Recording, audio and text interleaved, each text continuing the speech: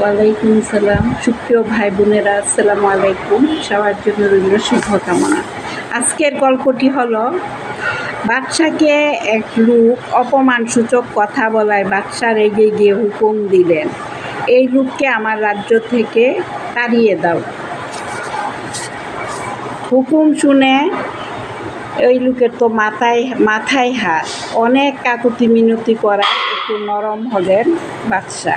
তিনি বললেন, এক শর্তে আমি আমার হুকুম বদলাতে পারি, যদি তা পারো তবেই তুমি রেহাই পাবে।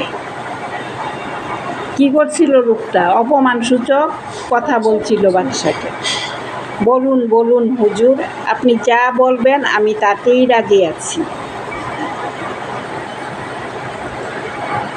তোমাকে একটা ছাগল দেওয়া হবে পুষতে। দেওয়ার সময় ছাগলটাকে ওজন করে দেওয়া হবে। 1 মাস পরে ওই ছাগলটাকে ওজন করে যদি দেখা যায় তার ওজন ঠিকই আছে, একটু কম বা বেশি হয়নি, তাহলে তোমাকে কিছু বলা হবে না। লোকটি রাজি হয়ে ছাগল নিয়ে বাড়ি চলে গেলেন। কি বলছে? ছাগলটার ওজন একই থাকতে হবে, বাড়তেও পারবে না, কমতেও পারবে না। 1 মাস পরে ওই ছাগলটাকে ওজন করে দেখা গেল ওজন ঠিকই আছে, কমেও নি বাড়েও নি। বাদশা অবাক হয়ে গেলেন। তিনি কৌতূহলী হয়ে জিজ্ঞেস করলেন, এটা কি করে সম্ভব হলো? তখন লোকটি একটু হেসে বললেন, 1000 হোক, আপনার দেওয়া ছাগল তো, তাই তার যত্নের কোনো ত্রুটি হয়নি।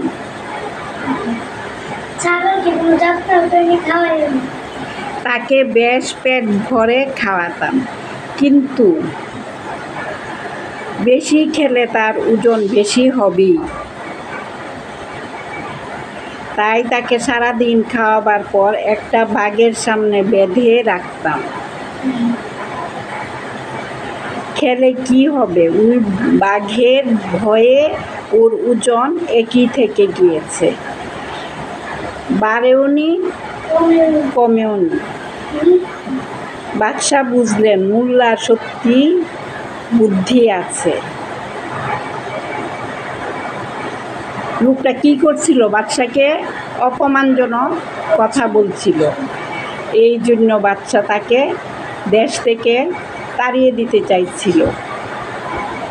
বলছিল আমার রাজ্য থেকে তাকে বের করে দাও। তারপর কি হলো? একটা ছাগল পুষতে দিল।